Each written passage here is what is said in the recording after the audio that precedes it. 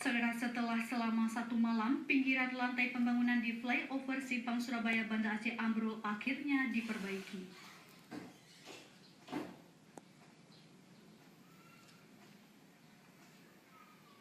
Untuk proses perbaikan, tiang cetakan penyangga dipasang kembali dan harus mengerahkan alat berat berupa kren.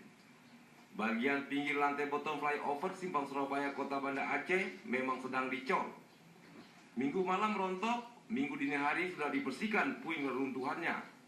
Demikian antara lain ungkap pejabat membuat komitmen atau PPK 1 Banda Aceh T. Hermansyah saat dihubungi TVRI Aceh di Banda Aceh kemarin. Akibat dari perbaikan itu, jalur dari jembatan Berawe ke Jalan Teguh Imam Lumbata sempat ditutup sementara.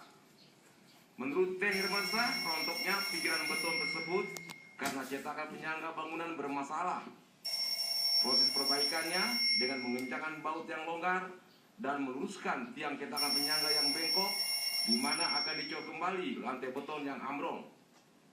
Kemarin pihaknya sudah mengupayakan jalur satu sisi tersebut bisa dilalui kendaraan.